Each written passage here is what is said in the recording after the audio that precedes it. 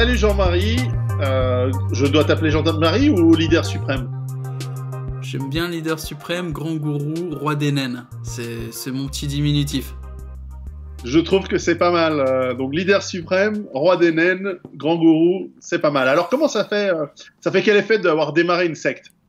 C'est merveilleux. Alors j'avais tout essayé, hein, la politique, le porno, tout ça. Il y en a qui pensent que je suis proxénète, c'est pas le cas. C'est un business qui m'intéresse, mais faut être réaliste, hein. C'est-à-dire gérer des nanas comme ça qui se battent pour des brosses à dents, pour des culottes sales, tu vois. C'est un métier, faut s'accrocher, faut être patient. Je crois que la dernière fois on a fait une vidéo en public, ce qui m'a beaucoup plu, c'est qu'en fait on a avec cette approche un peu provocante, déjà de parler en public entre ton monde et mon monde, parce que toi, il y a des gens que tu effraies et il y a des gens que tu rends jaloux par tes activités cinématographiques. Aujourd'hui, on va parler de tes nouvelles activités qui, je crois, sont intéressantes. Et puis, moi aussi, j'effraie d'autres personnes parce que je chamboule un certain confort et que je remets en question. Et donc, ce qui était marrant, la dernière vidéo que nous avions faite ensemble, je crois, il y a 2 ou 3 ans, nous avons réussi à choquer une grande partie de l'auditoire et qui n'a pas compris qu'il y avait une grosse dose d'humour et de deuxième degré, mais qu'en même temps, il y avait du sérieux. Lorsqu'on s'est rencontrés en Russie, eh bien, les discussions étaient très, très étonnantes, elles vont très loin. Et justement, je vois aujourd'hui, effectivement, toi, tu es quelqu'un qui est un grand bosseur, tu es en train de monter et tu as bien avancé dans un nouveau projet qui s'ajoute à ce que tu faisais déjà et qui te donne, en fait, tu passes à une vitesse supérieure et qui te donne une capacité d'aller beaucoup plus loin. Mais je ne veux pas en dire trop moi-même puisque tu es là et donc je vais te laisser un petit peu expliquer ce que tu fais maintenant. Il faut qu'ils captent aussi les gens quitter en privé. C'est-à-dire, en privé, tu déconnes beaucoup. T'es un bon vivant, tu vois. T'aimes bien la bonne bouffe, t'aimes bien les discussions un peu arrosées et tu déconnes. Mais bon. Au sujet de mes activités, là, si je reviens chez toi pour en parler, c'est parce qu'en fait, j'ai l'impression que je mets en application ma vision du survivalisme. Et je sais que la dernière fois que je suis passé, ça sonnait un peu comme une blague. On parlait de quoi? De faire des baronnies, de revenir en France occupée avec des jeeps en mode safari et tout. C'était... Ouais, on rigolait. Tu vois, on partait dans des délires en se disant... Comment finir notre vie, tu vois, quand on sera des vieillards? Pourquoi pas prendre des flingues, partir à l'aventure? C'est ça ou mourir dans une maison de retraite? Bon, et c'était un délire, tu vois. Là, en fait, non, c'est devenu sérieux, sauf que c'est pas ce que je fais, hein. Je suis pas dans une Jeep avec une M60 à faire un safari, non. Mon idée du survivalisme, c'est que je suis parti en Europe de l'Est, où ça se passe quand même vachement mieux. C'est-à-dire, juste pour être très concret, on sera tous d'accord qu'il y a moins de risques qu'il y ait, comment t'appelles ça, un effondrement? C'est ça, bien sûr. Alors, il y a des effondrements économiques. Oui. Là, je vis en Estonie, mais avant, j'étais en Russie. La Russie a une monnaie assez faible, le rouble qui se pète la gueule fréquemment. Ça a des conséquences, mais tandis que le peuple est homogène, ça part jamais en cannibalisme. Tiens, je prends l'exemple de Saint-Martin. Ils ont pris un coup de vent dans la gueule, les mecs, et ça y est, dans la rue, ça a cavalé parce qu'il y a un mec qui veut te manger les tibias. C'est compliqué. Ouais, c'est parce que c'est pas la même population. Au Japon, ils se prennent Fukushima, donc là, c'est pas un ouragan, tu vois, ils se prennent un truc nucléaire dans la gueule, et les mecs se tiennent, tu vois, ils partent pas en sucette parce qu'il y a une homogénéité. Et l'idée, c'est qu'en Europe de l'Est, c'est que tu dis, au pire du pire, si ça part en sucette, bah les gens, tu vois, ils restent à peu près dignes, ils restent courtois, et ils se remettent à planter des tomates. Et en plus, ils ont ça dans la culture, ils ont des grands-parents qui ont connu des famines, qui ont connu la merde, et ils sont pas dans une panique où ils vont aller voir le voisin pour le trucider pour une boîte de pâté. Non, ils voient la merde arriver, ils sont là, bon, on va planter des oignons. C'est quand même un peu plus safe. Je suis quelqu'un qui pense à son avenir et qui a envie de se mettre en sécurité, mais qui déteste la vie dans la nature. Je me vois pas me faire une base autonome durable dans la forêt. Alors je sais que toi t'aimes bien, t'es bien là, dans la nature avec tes flingues et tout ça. Moi, j'aime bien les centres urbains. J'aime bien me balader, voir des filles en jupe, tout ça, c'est mon truc. Et l'idée, c'est que je me suis dit, j'ai une communauté, pourquoi pas connecter beaucoup plus à cette communauté? Genre, beaucoup, beaucoup plus. Je te donne un exemple, j'ai arrêté les réseaux sociaux, j'y vais plus du tout, je regarde plus à l'extérieur. Je ne regarde qu'à l'intérieur. J'appelle mes gars, je prends mon téléphone et j'appelle au hasard presque. Bon, pas tout à fait au hasard, je sélectionne. J'appelle des gars de ma communauté, je les rencontre. Genre 3-4 fois par semaine, j'appelle mes gars et on s'organise. On a refermé la communauté, évidemment, c'est plus ouvert. Là, on est 1000, 1200, un truc comme ça. Non, on est 1250, exactement. Ça a augmenté, on était 1000, on vient de passer à 1250. Et je m'organise avec eux. L'idée, c'est que je veux créer des sections en Europe de l'Est, ça a déjà commencé. En Estonie, on est quelques-uns. Il y a la Roumanie, il y a l'Ukraine, il y a la Pologne, il y a la Russie, évidemment. Il y a quelques autres pays, la Bulgarie, ouais. Et l'idée, c'est d'avoir des sections comme ça, où les mecs sont indépendants, hein. Mais c'est juste, ils se connaissent. Chacun fait son boulot, souvent c'est du travail online, hein, on va pas se le cacher, les mecs sont sur internet, mais pas que, t'as des cuisiniers, t'as des mecs qui ont des compétences, qui ont de la valeur même à l'étranger. Et l'idée c'est que si t'as un de ces points qui est censé quand même être calme, qui d'un coup devient agité, qui est une grosse crise, eh ben les membres de la section où ça le fait pas, qui devient une zone rouge, se déplacent et va rejoindre une autre section, ce qui fait que l'assimilation est vraiment facilitée. T'arrives, t'es pas complètement abandonné, t'es pas tout seul, il y a les frérots. Et l'idée, c'est que on le pratique même pas dans une idée de survivalisme, même si ça peut permettre de survivre. Non, l'idée, c'est on le pratique dans une idée d'expansion. Comment aller se placer dans un endroit favorable au développement de son activité, de sa vie de famille, tout ça, et comment le faire dans le confort. Moi qui étais un artiste de rue, c'était facile, tu vois, de partir un peu partout, de voyager. Il y a plein de gars pour qui le déracinement, émotionnellement, c'est compliqué. Logistiquement, ça l'est encore plus. Ils parlent même pas anglais, certains. Et on se forme. Tu m'as donné accès à ton contenu il y a peut-être un mois et demi, comme ça. J'ai regardé plusieurs des vidéos qui sont assez longues, mais très, très instructives. Et je dois dire, pour m'y connaître en développement personnel, pas en tant que gourou, mais en tant que lecteur depuis l'âge de 15 ans de livres. J'ai même rencontré Tim Robbins, Anthony Robbins quand j'avais 15 ans, puis j'ai lu ses livres depuis et plein d'autres. J'ai trouvé que ce que tu dis est très sensé et très raisonnable. Et les gens qui m'écoutent savent que je dis toujours ce que je pense. Hein. Si j'avais trouvé que c'était de la merde, je te dirais, écoute, je trouvais que c'était moyen. Ou alors, au pire, je dirais rien. Mais très sincèrement, je l'ai trouvé très bien. J'ai trouvé que c'était, même parfois, j'ai trouvé très mature. Parfois, je suis étonné, ça me fait plaisir. Je dis, tiens, c'est quelqu'un qui est bien plus jeune que moi et qui sort des sagesses et des concepts très matures, très posés, et surtout qui fonctionnent, qui sont des règles de vie que j'ai pu expérimenter par l'expérience à travers le monde, qui fonctionnent. C'est-à-dire, voilà, quand on se réveille le matin, quand on a un rituel, quand on a...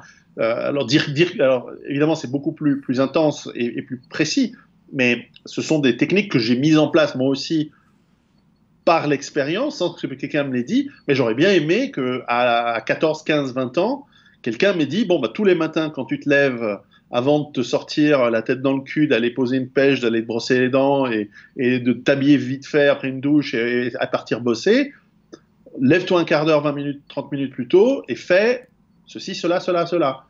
Et putain, ta journée, elle change. Alors, je le fais depuis une quinzaine d'années parce que je l'ai découvert que ça marche par l'expérience. Et j'ai trouvé que tu dises les mêmes choses plus jeune et que tu aies découvert cette technique, c'est vachement bien. Je suis curieux. Même des choses qui vont plus. Je pense que ta communauté sera curieuse aussi. Est-ce que tu peux nous donner ton rituel du matin, si c'est pas indiscret?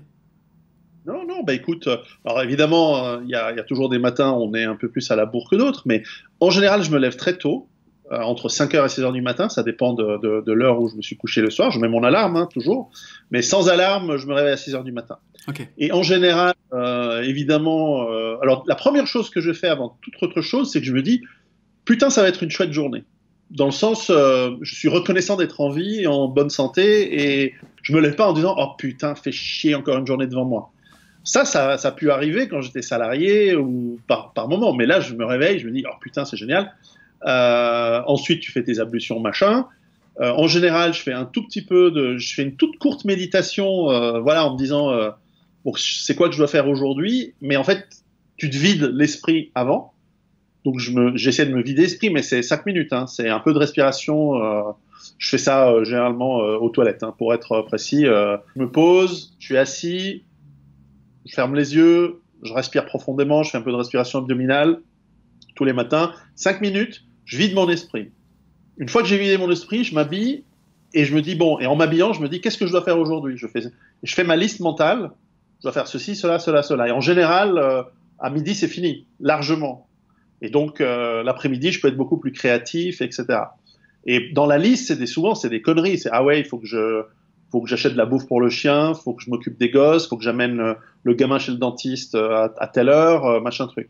Donc, je fais ma liste et je couvre mes objectifs de la journée tous les matins. Et je fais ça également le soir. Le soir, avant de me coucher, je me dis, c'est quoi que je dois faire le lendemain et c'est quoi mes problèmes que je dois résoudre. Le soir, j'aime bien, avant de me coucher, je me dis, tiens, j'ai un problème à résoudre. Ça, je le faisais déjà quand j'étais gamin à l'école, quand j'avais des cours très compliqués en mathématiques ou en physique que j'ai de la peine. Je relisais un dernier cours, la théorie, et je me couchais avec le programme et le problème mathématique dans la tête. Et quand je me réveillais le matin, généralement, j'avais la solution. Donc là, c'est plus la même chose, mais je me pose des questions en disant, tel chapitre dans mon prochain bouquin, comment est-ce que je dois le structurer? Je me couche avec l'idée, et le lendemain, souvent, j'ai des bonnes idées. Et puis, donc tout ça, ça me prend une demi-heure.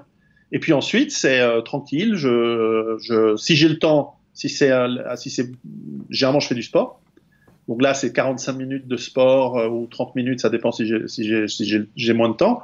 Donc c'est un peu de cardio, un peu de poids, un peu d'haltère et des trucs comme ça.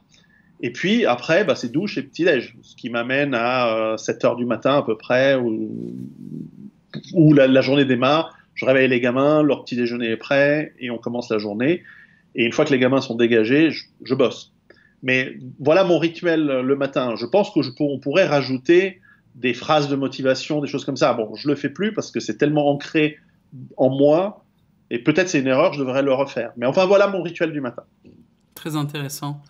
Si tu veux, on en parlera en privé, je te rajouterai quelques trucs. Moi, je rajoute plutôt des exercices pour être focus sur nos activités à haute valeur. Toi, ton activité à haute valeur, c'est l'écriture. Donc à ta place, par exemple, moi le matin, après mon rituel du matin, je rentrerai directement, je prendrai un jus, puis je rentrerai dans ma séance de deep work. Donc deep work, c'est travail profond, à haut niveau de concentration sur de l'écriture, ce qui est ton travail à haute valeur ajoutée. Des séances de 45 minutes, entre lesquelles tu mets des séquences de récupération de 5 minutes avec de la cohérence cardiaque ou du rafraîchissement prostatique. Je ne sais pas ce que c'est que le rafraîchissement prostatique, mais j'imagine que c'est un univers immense à connaître. Tu fais bouger ton ventre, tu le comprimes de telle manière à ce que tu aies le sang du sang frais en fait qui arrive tout en bas. Ce qu'on appelle tout en bas, c'est sur les organes du bas. Et en fait, en te rafraîchissant l'oxygène sur les organes du bas, ça a tendance à te réénergiser ou à te rafraîchir l'ensemble du corps. D'accord. Ça implique pas du tout de se mettre les doigts dans le cul, donc ça va. Ça, c'est un massage prostatique. C'est pas pareil. On est d'accord. C'est très bien parce que non, je suis pas tiré par ce genre de choses. Mais d'accord, non, mais je vois ce que tu veux dire. Alors je vois l'idée. Je connaissais pas. L'idée, c'est de ne pas partir en transe sur 3 heures de travail et finir à moitié tétanisé. Ouais. Non, l'idée, c'est de se forcer à se bloquer. Parce que quand tu fais un truc qui te plaît, t'as pas envie de t'arrêter. Mais tu mets une alarme et au bout de 45 minutes, tu t'arrêtes. Tu fais une petite récupération de 5-10 minutes. Ouais. Alors normalement, tu ouvres la fenêtre, tu bouges un peu, tu mets de l'eau sur le visage. Mais il y a des exercices optimisés qui sont plus efficaces, tout simplement. C'est-à-dire que tu as le même résultat plus rapidement ou tu as un meilleur résultat. Et l'idée, c'est que quand j'ai fermé ma communauté et que j'ai invité mes gars, allez, les mecs, venez me rejoindre, la réalité, c'est que les gars sont là, ouais, mais moi j'ai un boulot en France où j'ai pas d'argent, je peux pas, comment je fais, je parle pas anglais. Et j'étais là, d'accord, bon, je vais vous apprendre tout ce que je sais. Et j'ai commencé par leur apprendre mes méthodes de travail. Et je sais que j'ai l'air d'un rigolo, mais je suis un mec qui depuis 15 ans travaille 14 heures par jour, ne fait pas de pause pendant le week-end, je suis passionné de ce que je fais. J'ai 35 ans, je suis le directeur de 6 entreprises, j'ai 15 employés, je fais dans les 50 000 euros par mois. J'ai avancé, et c'est qu'un début. Je veux dire, je pense que j'arriverai à 100 000 par mois d'ici 9 mois, quoi. Et sérieusement, je développe des technologies, et les techs en ligne, quand ça marche fort. Ah ouais, bien sûr, bien sûr. J'ai optimisé mes méthodes de travail, je les ai simplifiées pour les transmettre, et une fois par semaine, je donne un live privé dans lequel j'explique, bon les gars, voici comment structurer sa journée, voici comment gérer une session de travail, voici comment récupérer, voici comment faire du time management, voici comment être productif, voici comment manipuler, parce que je suis excellent en manipulation, c'est un peu ce que j'ai fait sur YouTube depuis 10 ans. Et ce que je faisais dans la rue, j'étais artiste de rue 15 ans, c'est de la manipulation de foule avant tout. Bien sûr. Et donc j'enseigne tout ça, mais ça n'est qu'un moyen, le but étant de s'expatrier. Clairement, je ne fais pas partie de ceux qui croient qu'il y a un avenir en France. Je pense que c'est mort. Je pense qu'il faut démissionner. C'est comme si tu fais un boulot pourri et que ça vaut pas le coup, tu vois. T'es mal payé, tu niques ta santé, t'es entouré de mecs pas très intéressants, voire hostiles, bah, faut quitter le boulot. Ouais. Faut trouver un autre employeur ou faut lancer ta propre boîte, mais faut te barrer. Bah, je vais être cash, hein. Je pense qu'il faut faire le deuil. Je pense que le match est plié, le match est fini. Et la politique, c'est un peu le milieu dans lequel toi et moi on a baigné. Je vois ça comme un truc d'arrière-garde. Je vois ça comme un commentaire, mais sur un match qui est déjà fini. Pour moi, non, il faut recommencer un autre match. Et pour un autre match, ben, il faut se déplacer. Il faut aller ailleurs, il faut s'assimiler dans un contexte favorable. Et ce coup-ci, on peut essayer de gagner. On n'a qu'une seule vie, on ne peut pas attendre sine die pour une hypothétique amélioration des choses. Soit on prend les choses en main, sur place ou ailleurs, mais c'est sûr que si on reste dans le commentaire, ça ne sert à rien. Et il y en a plein qui ont fait ça, hein, et qui font toujours ça. En fait, il n'y a que ça. Il n'y a que des mecs qui sont dans le commentaire. Pour moi, ça n'a aucun putain de sens. Et c'est assez facile de le dire de ma position. Ça fait 8 ans que je me suis expatrié. Aussitôt que je l'ai fait, tout s'est débloqué. C'était beaucoup plus facile. Tu vois, j'étais entouré de gens civilisés, avec qui c'est très très agréable de vivre, tout simplement. Donc, il n'y a pas des parasites mentaux. Tu vois, t'es pas freiné, t'es pas emmerdé, tout simplement. T'as des femmes d'exception, donc elles te boostent. Elles n'ont pas le tabou de l'argent, hein. Au contraire, si tu gagnes pas assez, elles te mettent des coups de pression. Et ça a été facile, franchement. En France, je bossais autant, hein. Mais ça n'avançait pas, ça bloquait. C'est ok, bah, c'est sûr. tu crèves pas en France, tu peux pas être à la rue, t'as le RSA, t'as des trucs comme ça, d'accord. Mais quand t'essayes de passer au-dessus de 2-3 000 euros par mois, il se passe quoi? Tu galères. T'essayes de t'acheter une belle bagnole, tu te la fais brûler, tu te la fais... Enfin, tu vois. Et tu essayes de trouver une nana, au mieux du mieux, tu vois, en faisant beaucoup d'efforts, tu trouves une demi-féministe qui te casse les couilles. Putain, ça motive pas tout ça. Vraiment, hein, moi, ça me bloquait vraiment. Je suis parti à l'Est, tout s'est débloqué. J'ai rencontré d'autres entrepreneurs expatriés, des Français, surprise, qui faisaient des millions. Et plus ça va, plus j'ai sympathisé avec eux. On a fait des groupes privés. Et puis finalement, j'ai ouvert le groupe. Je me suis dit, tu sais quoi, toute ma communauté, je vais leur ouvrir les infos. Et je vais me comporter comme je me comporte avec mes potes qui sont déjà sur place. Et ils ont commencé à venir nous rejoindre. Ça se passe super bien. Donc c'est notre méthode de survie, là. En fait, on vit, tout simplement. Ton initiative s'appelle Domination by Love. Alors, rien que par le nom, c'est tout un programme. Alors, explique-nous un petit peu pourquoi tu l'as appelé comme ça. C'est une dédicace à Jean-Claude Van Damme. Sur les plateaux télé, il se faisait souvent emmerder. Notamment une fois où c'était Marlène Schiappa qui l'attaque. En fait, Marlène Schiappa était en train de déballer un discours qui était what the fuck. Genre, on marche sur la tête. Et Van Damme, il écoute ça et il est là. Son discours, pour faire simple, ça voulait dire faut détruire les familles. Et Van Damme qui écoute ça, c'est un mec très famille en fait, Van Damme. Et il écoutait ça avec des yeux genre mais qu'est-ce que tu racontes? Il arrête tout, il dit mais vous êtes tous fous ici, plus ou moins. Il dit bon, un homme c'est un homme, une femme c'est une femme, il faut un papa et une maman, tout ça. Et non. Et là t'as Ruquier, Chapia, tout qui lui disent non, espèce de sale mâle blanc, hétérosexuel, cisgenre, privilégié. Enfin, ils ont tous essayé de lui mettre la misère. Et en fait, Van Damme, au lieu de s'énerver, il a renvoyé de l'amour. Et il a réussi à mettre le public de son côté et à leur mettre des balayettes à tous. Et le lendemain, il y avait le scandale dans les journaux et tout ça. Et l'opinion publique était du côté de Van Damme. Alors que vraiment, sur le plateau, ils ont tout fait pour le baiser. Et cette fois-là, je me suis dit, il a tout défoncé. Parce que je suis spécialiste des techniques d'influence de masse, donc des techniques d'influence d'opinion publique, et c'est très compliqué. Quand tu as tout le monde contre toi et que tu es sur de la bien-pensance, en fait, c'est très très compliqué d'avoir l'opinion de ton côté, parce que les gens sont malléables et ils se font avoir. Et là, non, il a gagné. Pourquoi? Parce que dans sa vibration, dans son émotion, il était resté ultra positif, et les gens le sentaient. On voyait, en fait, Schiappa avait le visage de la haine. On sentait qu'elle voulait le planter. Et Van Damme, non. Il rayonnait quelque chose de bon, et je me suis dit, ça, c'est la domination par l'amour. Et après, en pensant un peu plus loin, je me dis quand même, c'est le seul mécanisme de manipulation ou le seul mécanisme de domination qui fonctionne sur le long terme. Dès que tu es dans la domination obscure, que tu mens aux gens, que tu essayes de les voler, que tu es agressif, que tu fais de la domination par la culpabilité, par la confusion, il y en a plein, tu vois, c'est vraiment, je connais le truc. Bah, les gens finissent par s'énerver quand tu les baises. Ça dure pas, 15 jours, ouais, mais au bout de 3 semaines, il se réveille, le mec, il est là, il sent bien que son énergie, elle descend, et il sort de la relation au mieux, ou il répond au pire. Et ça amène du conflit, ça coûte cher. Donc en fait, pour rester libre, faut dominer, mais pour que ça soit sur le long terme, faut dominer de manière positive. Donc j'appelais ça domination by love, ce qui reviendrait à dire autorité bienveillante. Parce que dans ma communauté, il y a évidemment un système de hiérarchie, il y a l'ordre, très très important, il y a des protocoles de communication, une attitude. C'est l'inverse, tout à fait l'inverse des valeurs de la République, l'inverse de la démocratie. C'est ce qu'on veut en fait. Ouais, que du bon. Super. Et donc, oui, bah moi je trouve que c'est un excellent concept.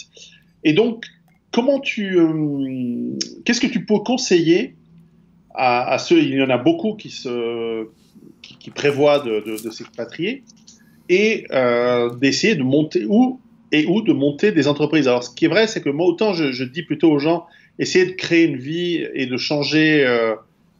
Déjà, vous changez vous-même là où vous êtes, mais c'est vrai que, par exemple, tu veux monter une entreprise en France, laisse tomber, quoi. Essaye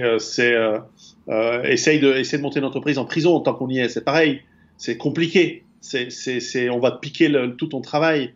Donc, en ce moment, j'ai un argument d'autorité pour les entrepreneurs français. L'idée, c'est que, bon, les mecs sont au courant. T'es entrepreneur, tu vas payer 75% de taxes. D'accord. Mais apparemment, ça gêne personne. Les mecs sont là, même les Chinois, tu vois, se foutent de notre gueule en nous traitant de communistes, mais ça gêne personne. Non. Le vrai truc, c'est, t'es entrepreneur en France, t'es le boss dans ta boîte, tu peux pas foutre une main au cul à ta secrétaire. Vraiment, tu peux pas. Parce qu'elle va aller voir Justine de la compta et dire « Ah putain, mais c'est incroyable, pour qui c'est pris et tout ?» Tu reviens le lundi matin, t'as tous les autres mecs, ces cucks, qui sont dans la combine, qui ont discuté avec les nanas, donc qui essayent de faire les white knight pour les protéger un peu. Du coup, tout le monde te fait la gueule, et avec le système, tu vois, ça s'appelle comment, un CDI, c'est ça? Tu peux pas virer les gens? Ouais. C'est le système français. Ouais. Tes propres employés qui te respectent pas, tu peux pas leur mettre un coup de pied au cul et dire eh ben écoute, si ça te plaît pas, il y en a d'autres qui veulent bosser. Non, tu dois garder. Et puis la secrétaire qui a refusé tes avances. Non, mais c'est pas toi le patron, c'est la loi et l'État qui est le patron. Attends, tu crois quoi? Alors, c'est un pays communiste. Ça a l'air what the fuck, tu vois, je pars un peu loin dans mon délire. Non, mais la vérité, c'est t'es pas ton patron, t'es pas le patron.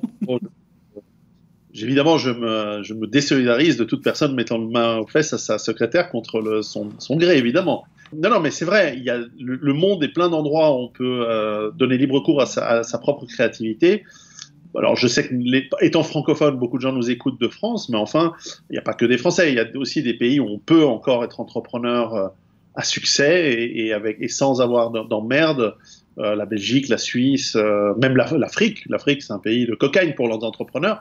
Mais enfin, après, il faut aimer l'Afrique. Mais c'est vrai que moi, je connais un peu, comme toi, certains pays d'Europe de l'Est. Je connais, voilà, où tu es en Estonie, c'est bien, mais je connais très bien la République tchèque, la Hongrie, la Roumanie, la Pologne, la Lettonie, Riga, tout ça. C'est des pays où tu as des flat taxes à 10% d'impôts, tu payes jamais plus que 10% d'impôts. Tu as des pays où tu n'as pas de taxes sur les entrepreneurs. Ça dépend des pays, mais c'est bien plus facile. Alors après, est-ce que tu es obligé d'apprendre la langue? Ouais, c'est mieux. Attends, je te donne la parole. Mais tu peux aussi bosser sur un marché français depuis ces pays-là. Alors évidemment, si tu es menuisier, c'est compliqué. Mais si tu es sur Internet, sur des services à distance, etc., il y a plein de choses qui sont possibles. Voilà. Et il y a un truc, c'est vrai qu'il y a des pays, genre l'Estonie, où c'est plus que 10%, c'est plutôt dans les 20, ou ça peut... Mais t'as un service public, en fait, qui correspond, donc quand t'es sur place, ok, tu payes, mais le truc, on n'est pas des resquieurs, c'est pas tellement ça le problème. Si tu payes, mais qu'en face, t'as quelque chose de valable, que t'as des bonnes écoles, que t'as un bon service médical, que c'est safe, tu vois, t'es dans la rue, il y a zéro putain de problème. Le jour où on vient me prendre 70% de ce que je gagne, moi, j'exige que tous les matins, l'État il m'envoie une nana me sucer, tous les jours. La base. J'exige qu'il y ait une sécurité totale, qu'il n'y ait pas un mec qui me manque de respect dans la rue de toute la journée, de toute la nuit. Je veux avoir une sécurité totale. Je veux laisser les portes ouvertes, la voiture ouverte, qu'on ne me la touche pas. Je veux dire, à 70% de ce que je gagne, j'exige d'être un mini-empereur. La meuf, en plus de te sucer, elle te sort les poubelles, elle te fait la bouffe. Évidemment, à 70%. Et c'est même pas 70%. Quand tu as du succès, c'est au-delà. Gérard Depardieu, quand il s'est barré, les gens faisaient la grimace. Oui, il était à 85%, le mec. Tu sais, j'ai un petit investissement qui est en train de grandir en Russie. Et on a des Français là-bas. J'ai découvert qu'il y a des Français. Certains font des fromages de chèvre. Donc, donc tu vois, c'est pas le truc high-tech. C'est pas non plus le truc Bah, les mecs, ils ont pris leurs chèvres, leur savoir-faire, ils se sont barrés de France, ils se sont mis là-bas dans les montagnes, ils ont de la terre, ils ont un truc, et ils font du fromage de chèvre français, et ça marche du tonnerre, parce que les Russes... Ah, mais les Russes, tu sais le prix que ça vaut en Russie, du fromage? C'est hors de prix. Et les mecs, ils le vendent, donc ils se font des super marges, Ouais. donc ils fournissent tout le Novosibirsk, c'est eux qui fournissent tous les restaurants chicos de Novosibirsk. Donc c'est devenu des Macs. Les mecs qui sont arrivés avec leurs chèvres, un peu de technique française, et c'est des putains de Macs là. Et ça marche bien. En plus, il y a des restaurants français là-bas. Et le meilleur restaurant de Novosibirsk, c'est un restaurant français, avec un chef français, machin, tout ça. Et c'est pas les seuls. J'en ai rencontré d'autres. Les mecs, ils étaient à Lyon, je crois. Ils sont partis là-bas faire du cuir. Ils travaillent du cuir. Et ils vendent sur Internet, sur eBay, sur plein de trucs, des étuis pour tu vois, par exemple, tu as des marteaux de menuisier, tu vois. Ça fait hachette d'un côté et ça fait marteau de l'autre. Ok, c'est en titane, c'est super léger. Mais ça, tu le poses où? Tu le mets comment? Tu fais quoi? Soit tu as une mallette, c'est compliqué. Ben, les mecs, ils te font une petite... J'ai commandé sur Internet l'autre jour. Ils ont une petite housse avec un petit truc qui couvre la partie lame, et tu peux l'accrocher à la ceinture. Donc, si tu es un ouvrier et que tu as des marteaux, Ouais. bah, tu organises tes outils parce que tu vas pas aller à la camionnette toutes les 30 secondes. Ben, mine de rien, il y a un marché pour des outils en cuir, très bien faits, très travaillés. Et les mecs qui sont en Russie, ils vivent avec 200 € par mois de frais. Et tout ce qu'ils gagnent sur Internet, c'est dans leur poche. Il n'y a pratiquement pas d'impôts, l'État les fait pas chier, etc. Alors que s'ils avaient été 13%. en France, 13% de ce qu'ils vendaient sur Internet allait être piqué par l'État. Et pour subventionner des gens qui vont les remplacer, quoi. Et qui vont faire du mal à leurs enfants plus tard, et ainsi de suite. Donc, non, je suis d'accord. Alors plusieurs choses. Déjà, tes mecs qui font du fromage, si tu peux m'envoyer les contacts, ils m'intéressent. Parce que peut-être qu'ils ont grossi au point de vouloir employer du monde et qui veulent d'autres mecs qui ont un peu de technicité. Et dans ma communauté, il y a des types qui sont sur l'œnologie, sur le fromage, sur la gastronomie et qui veulent bouger. On a un chef cuistot aussi qui emploie du monde à l'étranger dans les pays de l'Est et qui fait même son école de cuisine. Donc il y a des connexions à faire. Il y en a qui sont dans l'hôtellerie. Donc pareil, il y a des connexions à faire avec tout ça. Mais mon projet, c'est un projet d'hôtel en Russie. Tu m'en as parlé, ouais. Donc on aura besoin de personnel qualifié. Si tu veux du personnel français, ma communauté est un stock en fait de personnel qui veut aller travailler à l'Est. Et je m'adresse à ta communauté. Si vous êtes intéressé ou si vous êtes curieux, il y a un lien en description, cliquez dessus. Et l'idée, c'est, je suis pas là pour vous vendre un truc, rejoindre la communauté, ça coûte genre 12 balles par mois. C'est pas financier, c'est un filtre. C'est pour pas que les portes soient ouvertes et que n'importe qui vienne. Le vrai filtre, même, c'est pas l'argent. Le vrai filtre, c'est que j'ai toute une équipe de modération ils sont payés, hein, c'est pas des bénévoles qui sont là au hasard. Ils ont des protocoles très clairs. Et quand on a des nuisances, mais je suis pas en train de te traiter, toi qui regardes la vidéo, de nuisance. Mais l'idée, c'est que si j'ai tout le monde et n'importe qui débarque, les mecs se font éjecter mais en 5 minutes de la communauté. Ouais. Il y a un forum, si les gars n'ont pas de syntaxe, si les gars ils sont négatifs dans leur façon de parler, s'ils pensent de travers, tout simplement, tu vois, s'ils pensent pas comme nous, ou s'ils apportent de la confusion ou qu'ils sont pas au niveau, ils dégagent. Et en fait, les 12 balles par mois, c'est pour pas qu'il y ait des ricaneurs, pour pas qu'il y ait des mecs qui viennent en mode « Ah, je suis un touriste ». Non, il n'y a pas de touriste, t'as payé 10 balles, pourquoi tu ricanes? Tu vois, 10 balles, c'est rien. Mais en fait, t'as plus le droit de ricaner juste parce que t'as lâché 10 balles. T'es en mode « Bah ouais, en fait, c'est sérieux, ça m'intéresse ». Et oui, ça nous intéresse. Pour nous, c'est très, très sérieux. Nous, c'est notre vie, ce truc-là. C'est très intéressant de faire vivre et de mettre en contact en réseau. Je faisais une vidéo récemment qui expliquait que si tu veux changer les choses, il faut faire du pognon. Et pour faire du pognon, il faut travailler en réseau, c'est-à-dire avec des fournisseurs, avec des gens que tu connais, avec des gens qui sont capables de te fournir des prestations, et toi, tu es capable de leur fournir des prestations. Je donne un exemple que m'a raconté un juge à Naples, un juge anti-mafia. Alors, tu vas voir où je vais en venir. Mm-hmm. C'est que pendant longtemps, les mafias faisaient de la petite criminalité à la con, des trucs de merde, du genre, tu vas voir quelqu'un, tu dis, tu me files 10% de ton chiffre d'affaires, en gros, sinon je te pète la gueule. Et en fait, c'est merdique de ce genre de business parce que les gens, ils sont fâchés, ils sont pas contents, tu crées pas de capital sympathie. Et puis, le jour où quelqu'un y vient puis dit, je te fais pareil pour 8%, et je pète la gueule à l'ancien qui faisait 10%, non, c'est la merde. Ouais. Alors, et puis en plus, il y a une loi contre ça où si tu te fais choper, parce que maintenant il y a des caméras de surveillance dans les bistrots, dans les trucs, le mec, avec le son, donc toi t'arrives, tu dis ouais, faut que tu me files du pognon, sinon je te pète la gueule. C'est filmé. putain, c'est 40 ans de prison en Italie, la mafia. Les peines sont triplées, quadruplées, et c'est incompressible. Contrairement, je veux dire, si toi tu vas dans la rue avec un flingue et tu dis à quelqu'un file-moi ton portefeuille, tu vas faire 10 ans de prison, tu ressors au bout de 3 ans. Mais si tu fais partie d'une mafia et c'est organisé, c'est 40 ans et c'est incompressible. C'est hyper violent. Parce que c'est des lois très, très dures qu'ils ont mis en place dans les années 70. Donc là, tu n'y échappes pas. Donc les mecs de la mafia, ils ont arrêté de faire ces conneries.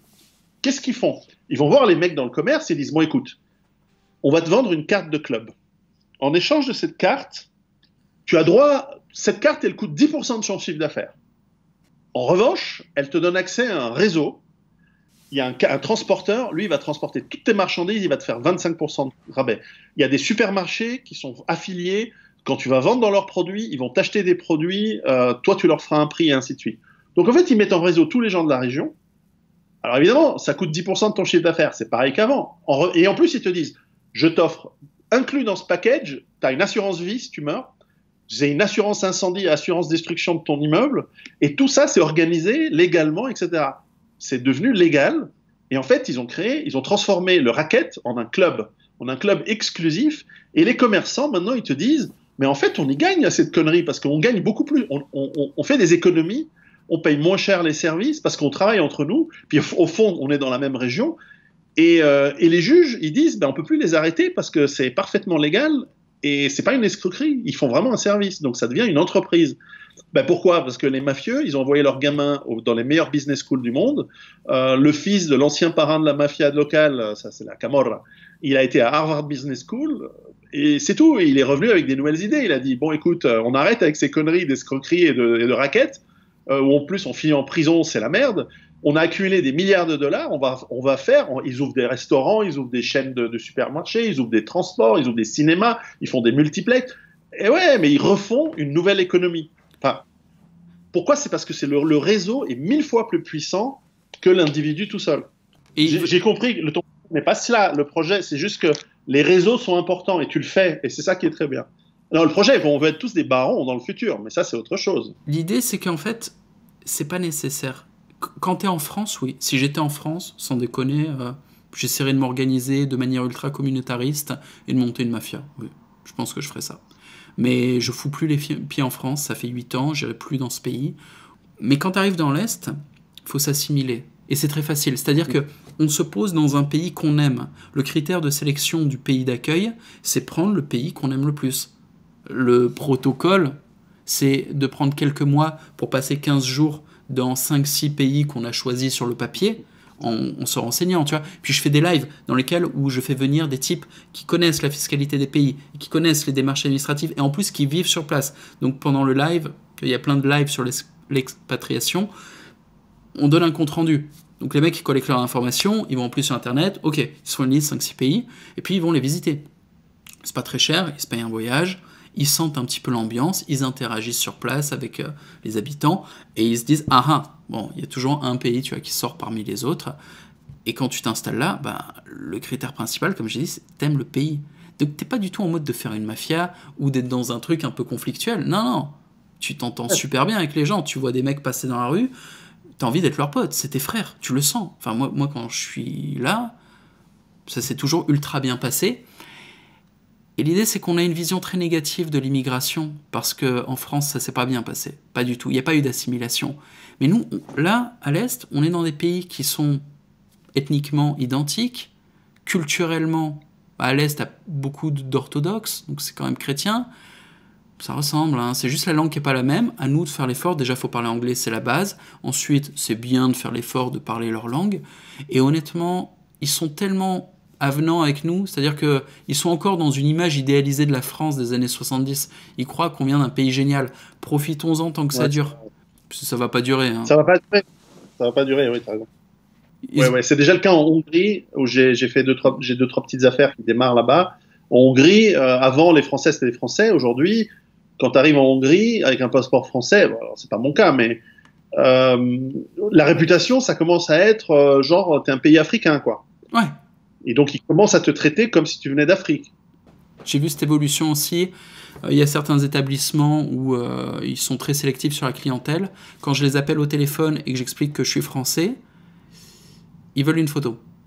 En fait, Ouais. ils veulent voir. Et quand ils voient, ah ouais, donc, vous êtes français, vous êtes bien français, tout va bien, bienvenue monsieur, avec plaisir. Voilà, parce que ça y est, les gens savent. Ils savent que la France est devenue un pays du tiers-monde. Ils sont au courant. C'est ça. Et non, C'est mais ça. c'est parce qu'il y a eu des emmerdes. C'est-à-dire qu'il y a plein de mecs à travers le monde qui sont là, oh, je suis français, et qui foutent la merde. Et les gens, déjà, ils voient très bien que c'est pas des Français, mais ils ont quand même tiqué, mais pourquoi est-ce qu'ils arrêtent pas de répéter qu'ils sont français, ces mecs-là? Et ils ont compris que, ah ouais, d'accord, c'est parce que la France les accueille, leur apprend leur langue, et leur file assez de fric pour qu'ils aillent partir en voyage partout et foutre la merde. La France part en couille. Oui, Donc les gens pour commencent à la être au courant. Thaïlande, c'est un pays que j'ai jamais visité. Je voulais me faire un voyage culturel dans le nord de la Thaïlande, je précise culturel. Et en fait, tu m'as dit, tu verras, c'est plus que c'était l'accueil des Européens parce que, ben, voilà quoi. Bon, qu'importe. Moi, je suis pas dans le délire de toute façon d'aller s'expatrier Oui, en Asie. C'est-à-dire que c'est des pays pour les vacances. La Thaïlande, l'Indonésie, le Japon. Pour des vacances, c'est merveilleux le Japon. Mais il y a un moment ou un autre, t'as beau être au Japon ouais, c'est depuis longtemps, tu seras jamais un Japonais. Ils le savent, tu vois. trop loin. Ouais. Mais c'est génétiquement et Mais culturellement, même en Russie, tu seras jamais un Russe, mais tu peux t'intégrer assez bien. je suis pas d'accord. Je suis pas d'accord. Je pense pas. L'amitié est plus longue à se faire que dans des pays méditerranéens, mais elle est sincère. Et en fait, le niveau de loyauté, le niveau de tendresse est énorme. Il faudrait Oui, ça, je suis d'accord. vraiment qu'il y ait des crises énormes pour qu'ils fassent la différence entre toi et un Russe d'origine. C'est vrai, c'est vrai. Non, ce que je veux dire, c'est ils vont t'accepter comme étant un frère, mais d'une autre nationalité. Comme de la même manière qu'en Russie, tu as bien vu, il y a des Tatars, il y a des Kazakhs, il y a des nationalités qui font partie de la République, de la communauté de Russie. Ils sont pas russes, mais c'est des frères. Ils s'entendent bien, les gens entre eux. Il n'y a Plus ou pas moins des d'hostilité. frères, Alors, tu vois, ça dépend desquels. Par exemple, les Ouzbeks ont jamais été vraiment bien acceptés. Et, le Tchétchène, c'est spécial. non, non, mais en Mais fait, c'est pour ça que je on va être clair, parle. hein, tous ceux qui sont pas vraiment ethniquement caucasoïdes sont pas considérés comme des Russes. Et un Russe se sentira beaucoup plus frère avec un Français caucasoïde qu'avec un mec qui parle très bien le russe, qui a toujours vécu là Mhm. et qui n'est pas caucasoïde. C'est aussi simple que ça. Ouais, Ils cherchent pas à comprendre. Hein, ouais, c'est pas. Plus tu vas à l'est, plus c'est radical. Plus j'aime. c'est vrai. Ça, j'ai remarqué. C'est vrai que en Sibérie, c'est assez clair. Plus tu vas à l'ouest, plus c'est Ouais, le bordel. c'est leur Et frère. au pire du pire, tu vas aux États-Unis, c'est l'enfer. Et j'ai passé du temps, hein, j'ai travaillé là-bas, j'y retournerai pas. Hein. Les Non, non, Américains sont moi, pas des mauvais bougres, c'est des bons travailleurs. Mais les Américaines, et puis l'ambiance générale, oh là là, c'est pas possible. Enfin, tout ce qui est pays multiculturel, ça foire, c'est conflictuel. Tu fous plein de clans ensemble, tu fous plein de petites communautés ensemble, surprise, et les communautés se battent pour les territoires. Ah, on n'avait jamais vu ça. Si, juste depuis le début de l'histoire de l'humanité. Putain de clair. surprise, quoi. Alors, ton groupe, ta communauté, Domination by Love, comment est-ce que les gens peuvent te rejoindre, demander à y participer? Comment les gens peuvent en savoir plus, aller voir ton contenu, se renseigner et peut-être faire le pas et s'ils ont des idées d'entrepreneuriat ou des idées tout court? C'est super simple, hein. Tu cliques sur le lien en dessous, tu t'abonnes et En gros, voici comment ça marche. C'est une communauté fermée et une fois tous les 3-6 mois, ça dépend, on ouvre les portes. On ouvre les portes, on accueille des nouveaux arrivants et l'idée c'est tandis qu'il y a des nouveaux arrivants, on fait un peu une réorganisation. Déjà, il y a une célébration où il y a les nouveaux arrivants qui se mettent à niveau pendant 2 semaines parce qu'il y a des codes. Il y a des codes à apprendre, il y a un fonctionnement, il y a une façon de communiquer dans la communauté pour que ça soit efficace, que ça se passe bien. Donc les mecs se mettent à niveau, puis il y a une cérémonie dans laquelle on accueille les nouveaux arrivants, bonne ambiance, fraternelle, tout ça. Puis on bosse ensemble de manière communautaire, donc on fait de l'entraide communautaire active pendant plusieurs mois, et de temps en temps on réouvre les portes. En ce moment, les portes sont ouvertes, ça va rester comme ça jusqu'au 17 mai. Le 17 mai, on va refermer, on va faire la cérémonie, et si les mecs sont curieux, qui se disent ouais 10 balles ou 12 balles par mois, c'est chaud, je peux pas prendre ce risque. D'accord, prends pas ce risque. Va sur ma chaîne YouTube. Il y a une chaîne YouTube, Domination by Love. Tu tapes Domination by Love. Tu verras le contenu. Sur YouTube, je suis pas en mode communautarisme. Alors que c'est vraiment l'objet du truc. Hein. C'est vraiment ça, la valeur, c'est une communauté. C'est les humains qui sont dans la communauté, la plus grande valeur de cette communauté. Mais tu verras le contenu, en fait. Sur la chaîne YouTube, tu verras le contenu pédagogique qu'il y a dedans. J'espère que tu seras agréablement surpris. Je confirme que c'est de la qualité. En plus, c'est rigolo, mais tu as de l'humour, évidemment, mais c'est qualitatif. Donc, ça compte. Il y a un côté... j'ai appris des trucs. Hein. Moi, j'ai 48 ans, j'ai appris des trucs en regardant et en écoutant tes vidéos. Donc, non, je le dis sincèrement, c'est vraiment bien. Même moi, j'apprends des trucs. Des fois, je fais venir des spécialistes, des mecs qui viennent donner une leçon... En gros, une fois par semaine, il y a une rencontre avec la communauté en live. Et généralement, la rencontre, il y a 1 heure de pédagogie et 1 heure d'action communautaire. Les actions communautaires, ça va être on va booster le business d'un des gars, par exemple, ou on va créer un groupe de travail sur un secteur spécifique. Là, on crée notre unité de défense dématérialisée, par exemple. Il y en a qui comprendront. On fait des choses utiles comme ça, on s'organise. Et quand on utilise la force des spécialistes du groupe et le pouvoir de levier de la masse du groupe, en fait, on s'aperçoit qu'on commence à accéder au pouvoir communautaire. Et on comprend aussi pourquoi on s'est toujours fait niquer. Ce tableau est très intelligent. Quand tu es face à une communauté, tu es 1 contre 20, tu perds à tous les coups. Et en France, c'est ce qui s'est passé. Je veux dire, les Français sont isolés. Et on a interdiction de s'organiser de manière communautaire. C'est qu'en fait, fondamentalement, l'Européen a une immense qualité qui est celle de... Il a la caractéristique de faire confiance. C'est parce qu'en fait, quand tu fais confiance aux autres, en général, t'as des bons résultats parce que finalement, tu dis bon, tu vas faire quelque chose que je te demande de faire et que je te paye pour faire. Généralement, c'est fait. Parce que en Europe, c'est comme ça. Quand tu demandes à un Allemand, fabrique-moi un moteur, voilà l'argent, et je le veux dans 3 semaines. Ben, dans 3 semaines, t'as ton moteur. Et ainsi de suite. Et même les Espagnols, les Italiens, plus ou moins, c'est comme ça que ça fonctionne. Tu fais confiance. Le mec, il me dit, je veux des tomates, il t'amène des tomates, je veux des trucs. Donc, tu as appris à faire confiance. Et en plus, c'est dans un monde, comme tu disais, c'est un monde chrétien. Et dans le monde chrétien, et même païen avant, c'est un monde où, si tu mens ou tu fais pas confiance aux gens, déjà, en plus de la punition terrestre, tu as la punition divine qui vient plus tard, sous la forme de l'enfer, sous différents degrés. C'est-à-dire, si tu mens tout le temps et que tu fais pas rien, au bout d'un moment, la communauté, elle va te châtier, elle ne fera plus de business avec toi, mais surtout, tu as le créateur de l'univers qui va te mettre à rôtir parce que tu as pas respecté les règles. Quand cette civilisation, elle est confrontée à d'autres civilisations qui se font confiance entre eux, mais pas avec les autres, et qu'au contraire, ils te considèrent comme une proie, ils te considèrent comme étant... c'est valable de t'arnaquer, c'est valable de te truander, c'est valable de te piller, que ce soit sous forme de razzia ou de forme d'escroquerie, ça dépend des communautés, ou par la violence brutale, ça c'est encore d'autres groupes de population. Nous, il y a un problème logique, c'est-à-dire nous, on arrive, on fait confiance, puis les mecs, ils bossent pas et ils s'en foutent, et puis eux, leur croyance, au contraire, leur Dieu leur dit, t'as bien fait de l'enculer parce qu'il fait pas partie de ta tribu. Et alors que nous, on veut bien se faire des guerres de temps en temps, mais on s'arnaque pas entre nous quand même, ou pas trop. Et donc ça, c'est un gros problème. Alors cette immense qualité, elle est en train de devenir un problème en Europe. Il faut apprendre à devenir soudés entre nous. Alors, il y a une réalité, c'est que à la base, nos ancêtres ne sont pas des tribus de pillards. D'accord. Mais toutes ces communautés qui sont très agressives et qui utilisent des dominations obscures, il faut se méfier. Ces techniques de domination obscure, ils en ont trop abusé, ils ont mauvaise réputation. Ah ouais. On va prendre. On n'a pas besoin de les nommer. Il n'y a pas besoin de les nommer, mais soit les mecs, ils passent pour des terroristes, soit les mecs, ils passent pour des escrocs, soit les mecs, ils passent pour des chouineurs, ils cassent les couilles à tout le monde avec leurs caprices.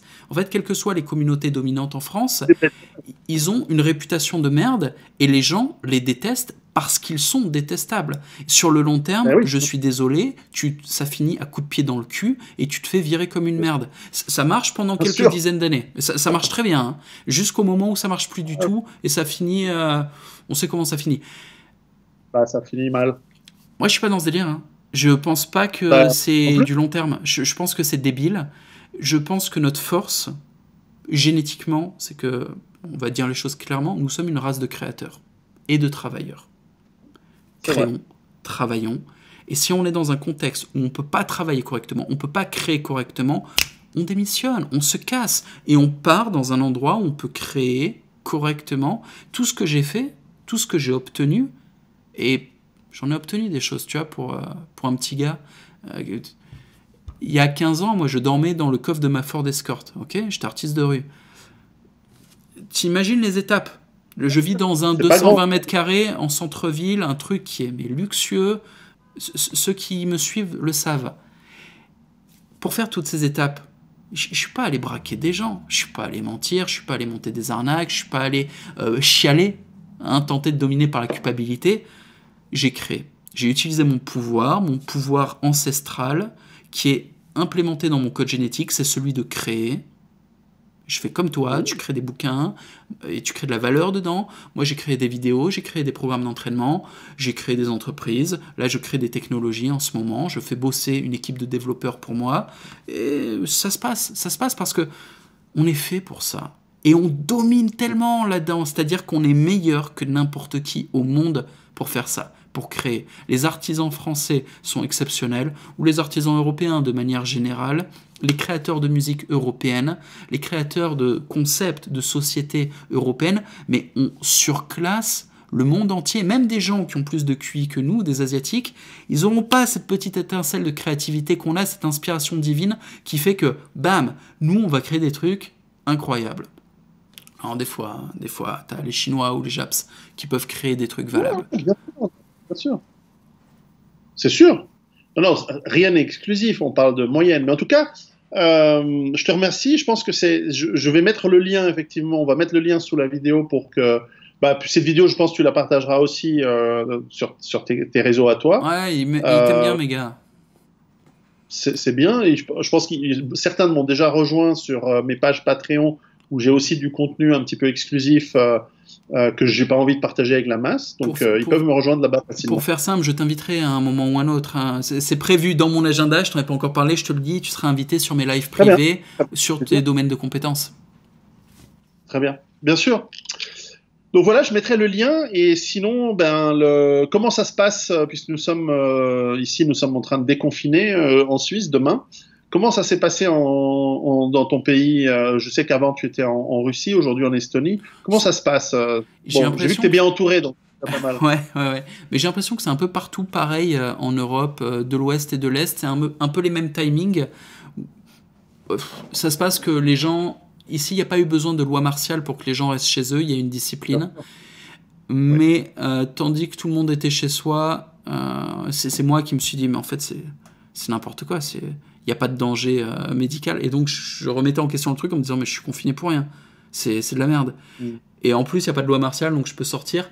Alors, je suis resté chez moi, vu que je travaille à domicile et que je ne veux pas aller foutre la merde et aller provoquer le pays dans lequel je suis en mode, je m'en bats les couilles de vos règles. Non, je vois que les gens restent chez eux, je fais pareil.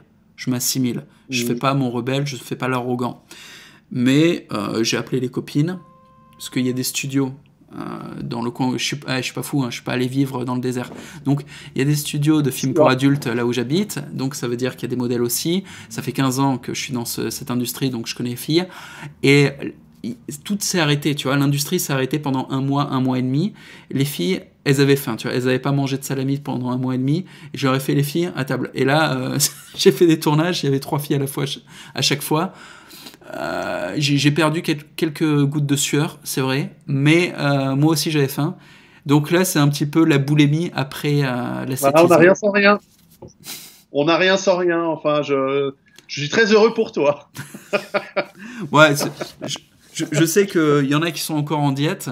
En même temps, voilà, les confinements permettent aussi de révéler ce qui fonctionne et ce qui fonctionne pas. Et donc, ça permet de le corriger. Et c'est très important. C'était un test grandeur nature de beaucoup de choses.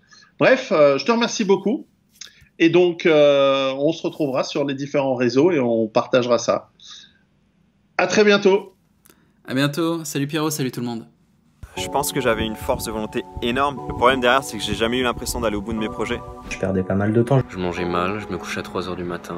Je faisais vraiment de la merde. Je foutais à peu près rien le matin. Les seuls moments où je bossais, c'était l'après-midi. Aujourd'hui, je me lève Dès le premier lave, j'ai commencé à me lever à 5h30, ça fait 2 mois et demi que j'ai pas arrêté. 5h30. Je me lève à 5h30. 5h30. 4 enfants, mariés, le projet, expatriation, indépendance financière. Et quand je pense à cette communauté qui est en train de se construire autour de nous, je me dis que c'est une putain de force. C'est plus moi qui vais aller chercher du boulot, c'est les marques qui viennent vers moi. J'étais un jeune homme avec de la motivation. Et après l'avoir connu, je suis devenu un jeune homme avec de la discipline. Il suffit de voir ça, là. Ça existait pas avant. J'ai fait mes premiers 1000 € ce mois-ci, en sachant que je travaille à côté de mes études, donc voilà. Et avant le sport c'était intervalle irrégulier, maintenant c'est tous les jours. La discipline. J'ai gagné en productivité, c'est un truc de malade. Ne plus perdre du temps à débattre et à divaguer avec des gens qui ne sont pas dignes. Voilà, qu'on a besoin de personne, on est entre nous et... Merci du fond du cœur, un grand merci frérot. Rien qu'à y penser, c'est que du bonheur.